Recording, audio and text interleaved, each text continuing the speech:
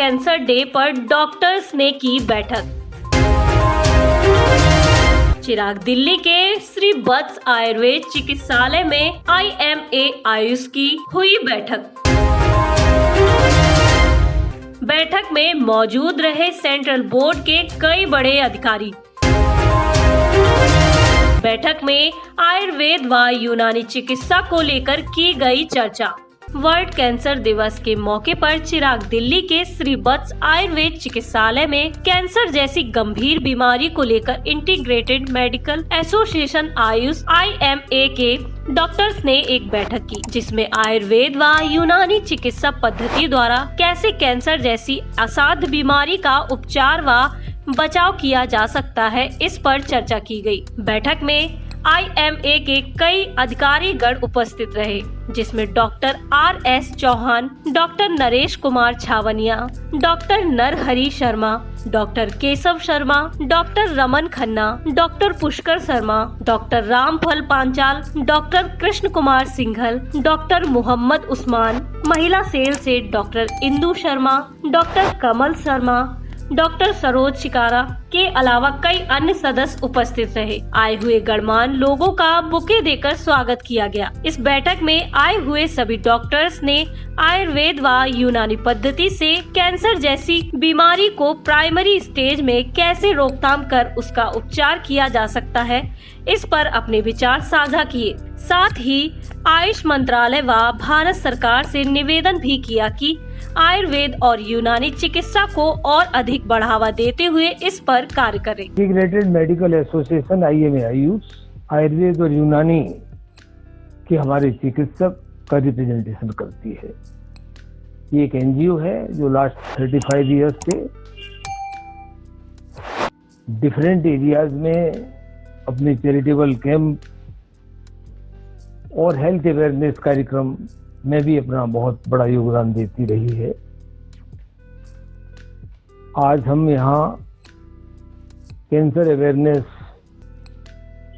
Programme के संदर्भ में इकट्ठे हुए हैं। IMA आयुष की पूरी टीम इस अवेयरनेस प्रोग्राम में अपना पूरा सहयोग करेगी। आयुर्वेद में प्रिवेंटिव और क्यूरेटिव ट्रीटमेंट दो तरह का होता है, तो प्रिवेंटिव पर आयुर्वेद का ज्यादा ध्यान है और ज्यादा जोर हमारा प्रिवेंटिव पर है। और हम अगर सरकार की तरफ से पूर्ण सहयोग मिले तो ये वादा है कि हम कैंसर को रोकने में, कैंसर के का जो प्रसार हो रहा है, बढ़ रहा है कैंसर, उसमें हम कहीं न कहीं जाकर के बहुत अच्छी भूमिका निभा सकता है ISM Indian system of medicine. और उसके लिए हम as a NGO IMA AYUSH अपनी तरफ से प्रयासरत हैं। सरकार से ये मांग करते हैं कि हमारे पास अथाह समुद्र है, बहुत खजाना है आयुर्वेद के अंदर इसके रेडिकेशन के लिए। तो प्लीज हम भारत सरकार से मांग करते हैं कि वो कैंसर अवेयरनेस कार्यक्रम में आयुर्वेद और यूनानी को भी सहभागी बनाए। धन्यवाद। डॉक्टर कृष्ण कुमार सिंघल, आयुर्वेद चिकित्सक हूँ। वेस्ट दिल्ली में चिकित्सा व्यवसाय करता हूँ।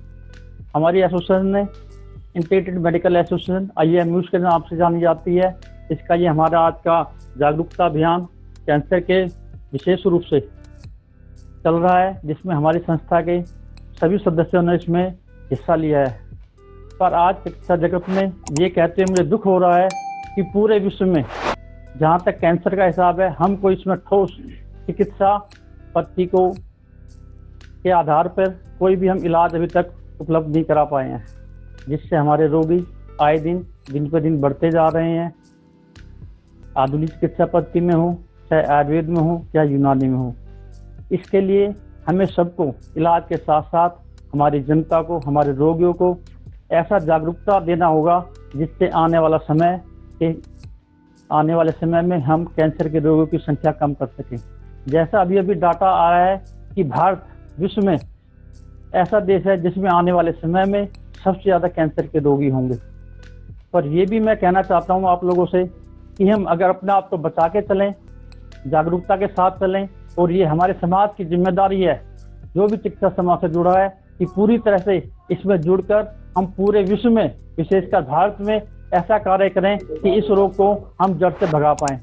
ये ऐसा कोई भी कार्य ऐसा नहीं है चिकित्सा जगत के विद्वानों के लिए, चिकित्सा समाज के लिए, डॉक्टर्स के लिए और जितना भी हमारा मेडिकल मिसाल है, किसी रोग को हम ना भगा पाएं।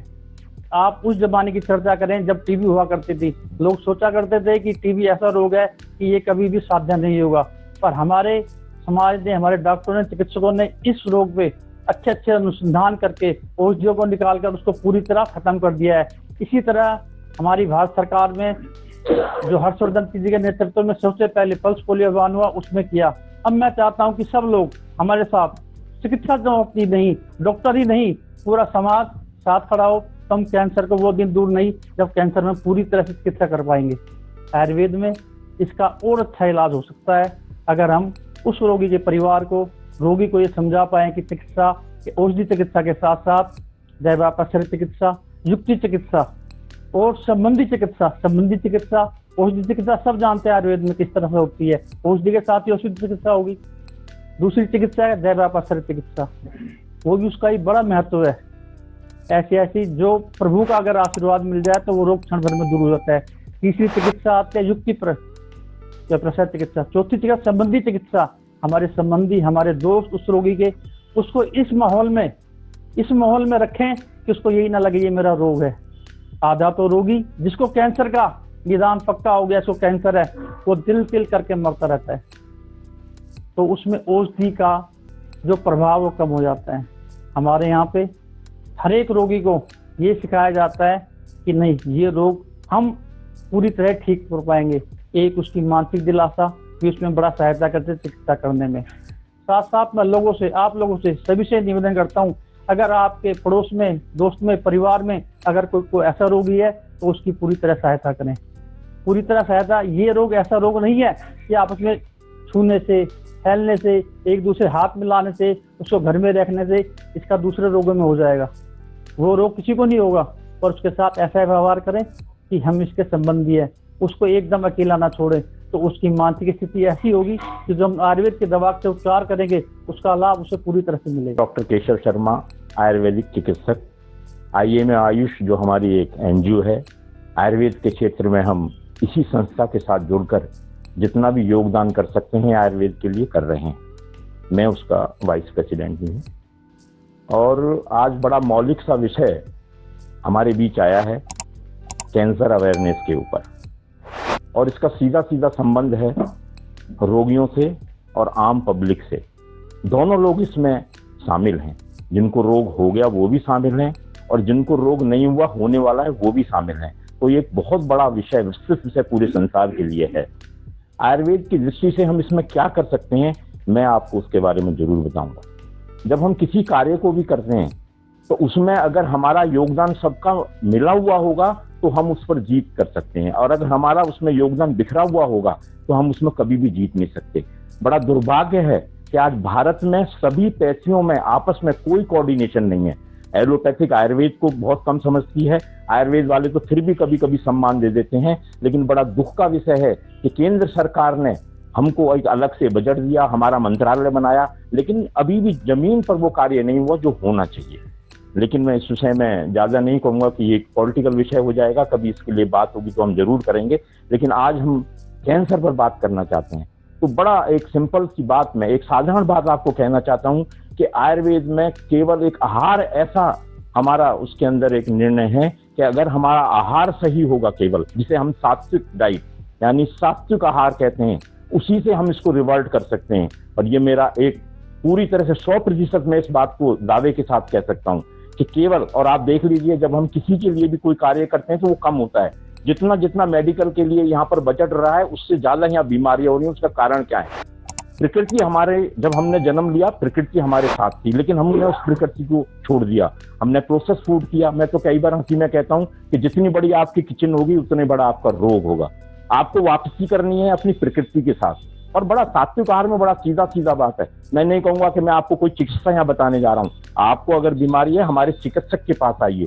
ये भी एक दुर्भाग्य है कि आयुर्वेद चिकित्सक रजिस्टर्ड चिकित्सक होते हैं, उनका एक रजिस्ट्रेशन नंबर है, तो रोगियों को मैं सलाह दूंगा कि आपको कोई नीम हकीम इधर रोड पर आजकल लोग आयुर्वेद के नाम से जगह जगह बैठे हैं। और मैं धन्यवाद करूंगा पुष्कर जी ने जो आज ये यहाँ पर एक इस विषय पर सभी आयुर्वेद चिकित्सक को, हमारी एनजीओ को आमंत्रित किया है कि उन्होंने इस विषय पर हम अपनी बात रखें।